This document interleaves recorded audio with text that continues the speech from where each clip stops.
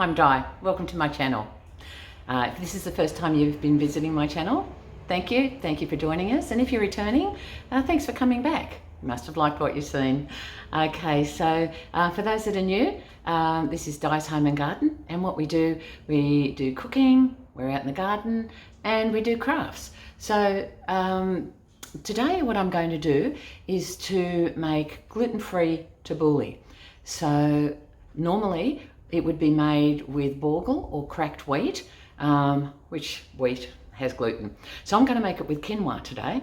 So before I can actually start on anything, I need to go out in the garden and to harvest some things that we're going to be using.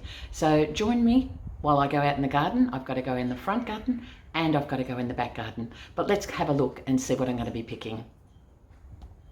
So here I am in the garden. The sun is just setting, so I've got to be quick.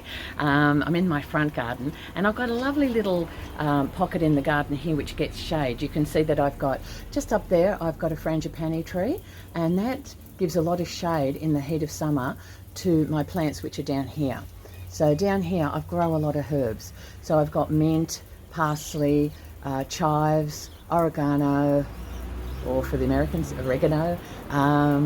What else do I have here? There's a variety of things all growing down here. So I'm going to be picking the mint, and I'm going to be picking maybe some chives, some parsley, some mint and parsley I'll pick, and let's get to it. And no, it's not raining for those observant. The concrete is wet. I've got a sprinkler on the other side of that brick wall there, and it's just coming over a little bit. But I don't mind, it's not too much, and I don't need to go and turn it off, I can pick.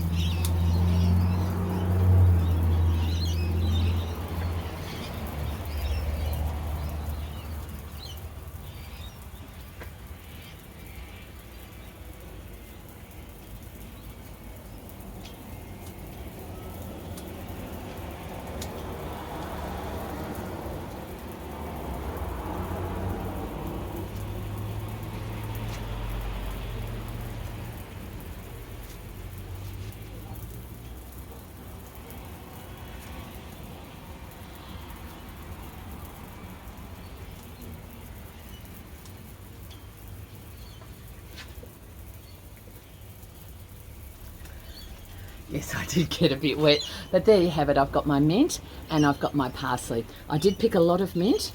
It always grows better the more you pick it. And what I'm going to do with the stuff that I don't use in the recipe is dehydrate that. Okay, so I'm in the backyard now and I'm going to be picking spring onions and some more parsley from here. It's growing just down there.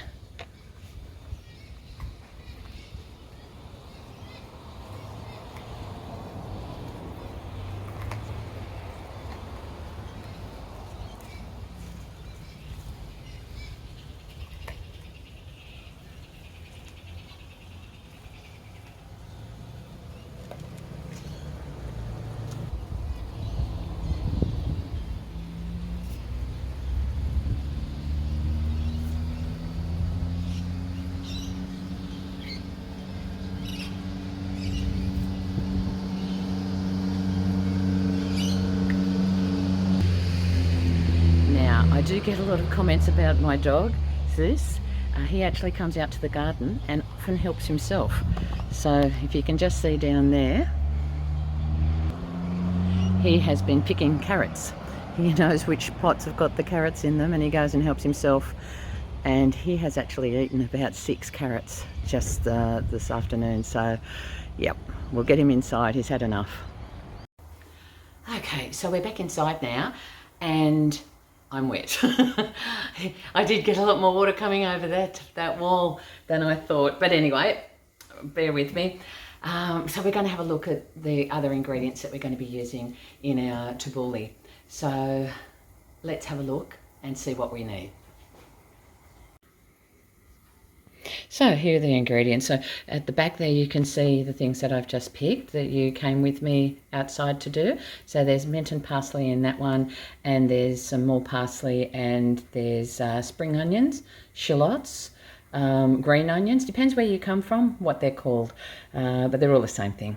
So what I'll do, I'll have to chop all those finely, and I'll go and sit down and do that. That's going to take a while, so I'll show you the rest of the ingredients and then I'll get busy with chopping all the herbs. And here we have some tomatoes. I picked those earlier. So there's a selection of tomatoes there. There's yellow pear tomatoes, there's red ones, there's some more cherry tomatoes down the bottom. But a selection of tomatoes, you can use whatever tomatoes you like. And it's really nice to have a selection because each of them brings different flavour, different sweetness, different acidity. Having a variety is nice, but if you don't, you can use just normal whole tomatoes or cherry tomatoes, whatever you like. We've got our quinoa there. Now I've got to cook that on the stove and I'll go through that with you in a minute. We've got some cucumbers that I harvested, some lemons, olive oil, salt, and I think that's about it. And so they came from the garden as well, not the lemons. It's not lemon season here at the moment. I've got a whole lot of green ones, but no ripe ones at the moment. We've got the cucumbers. So this is a Lebanese cucumber here, and I think that this one is a different type of cucumber. I mean, it looks a bit, you know, how you going sort of thing, but the skin on this one is thicker, so I think it's a different cucumber. I'll peel that one, whereas this one I won't need to peel, but it will still taste nice because I have had them like that before and they are nice. So let's get to sorting out the quinoa first. So with the quinoa, I'm just going to follow the instructions on the back of the packet. Now on the back of the packet they've got a recipe here for quinoa salad with chickpeas, and I actually made this a couple of weeks ago and it was really nice. So that's what prompted me to think, well, I really love tabouli and I used to make it all the time. I did once make tabouli because I was looking for a gluten-free option and I thought, oh, I can use rice. Nah, it just didn't work. But when I had this, the quinoa salad with chickpeas, I thought, now that would be good to make tabouli with. So let's have a look. What does it say I need to do? A cup of tabouli, 2 cups of water, cook for 15 minutes and drain the water or allow to stand for 10 minutes until the remaining water absorbs. So that's what we'll do. And it says that it is required to be washed and drained prior to cooking. So I'll do that first. So I'll measure out a cup.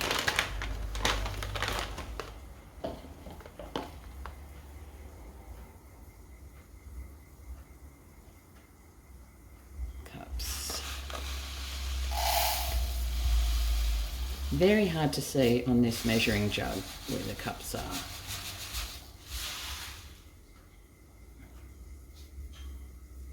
There we go. There's a cup. Popping that, oops, I've got to wash it first, don't I? So I've got my little drainer here. I'll just pop it in there, run it under the water, and then I'll be back.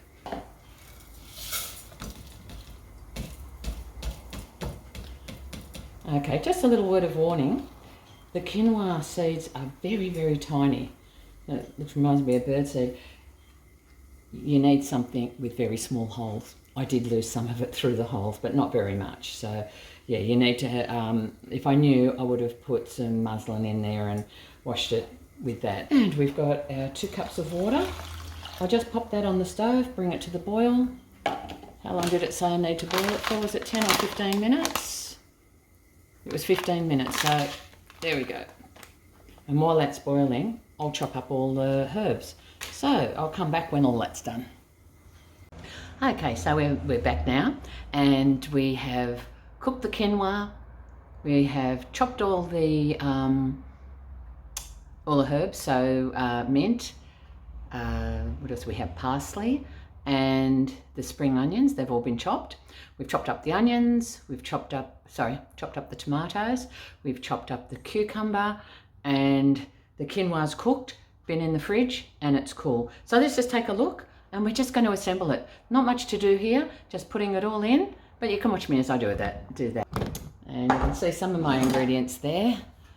Let's have a bit of shot. There we go. Okay, so first of all, I'll put the quinoa in. I don't think that this cooked for the 15 minutes that it said on the packet. I brought it to the boil, lowered the heat, and simmered it until all the water was absorbed. So there you go. I'm just breaking up any clumps that might be in there. That looks pretty good. And it's just a matter of adding everything. So you can see that I have chopped the herbs very finely. Wow, that smells incredible. I can smell the onion, the mint, and the parsley. Absolutely beautiful. Okay, we don't need to stir it until we've added everything. So we've got our cucumbers now. So I did peel one, as I said, and then there's the other one there that's not peeled. So all of this has come from the garden except the quinoa. Now here's my tomatoes. It looks like there's a lot of yellow ones, but all the red ones are underneath. So there you go.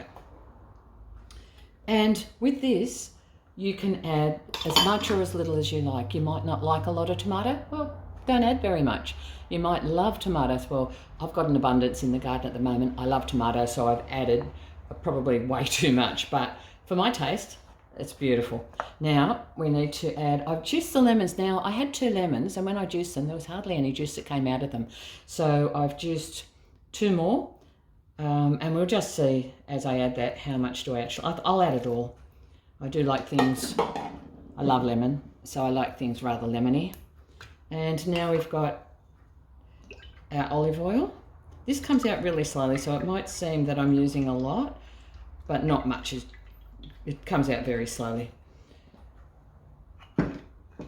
You need that because the quinoa is very dry. And then I'm adding some salt. Now, if you like pepper, add pepper. Oh, I'm just going to grab some garlic. That might be nice. Now, I would normally chop up garlic and use it, but because this was just a last minute thought, I'll just grab the crushed garlic from the jar. Yeah, about a teaspoon I've added there. And that's it. All we need to do is to give that a good mix. I'm not a pepper, I don't fancy pepper, so I don't put pepper in a lot of things that I make, but normally most people would add pepper to this. So if you like pepper, go ahead, add as much as you like. Wow, look at that, so green, beautiful. And the smell is absolutely beautiful.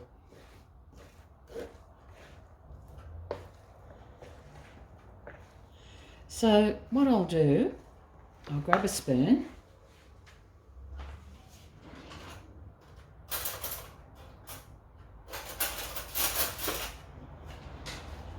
and I'm going to give it a taste. So a little bit of everything on the spoon, a bit of cucumber, a bit of tomato, a bit of onion. Right, we've got everything there. I'll just give it a taste to see if I need to adjust any of those flavours.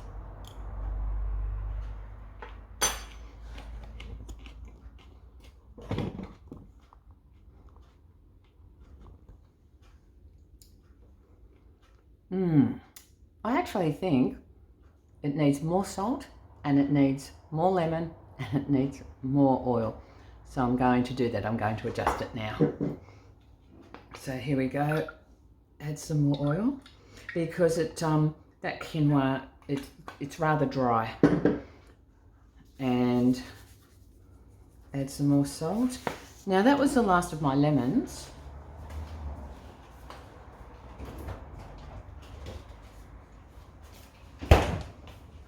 But I always keep lemon juice in my fridge for those times when I need some lemon and I just don't have any lemons handy. Okay.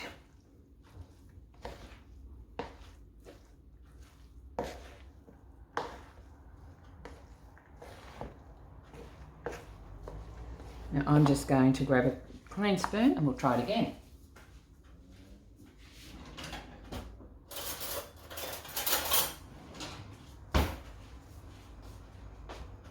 Again, a little bit of everything on my spoon. And we'll just have a taste.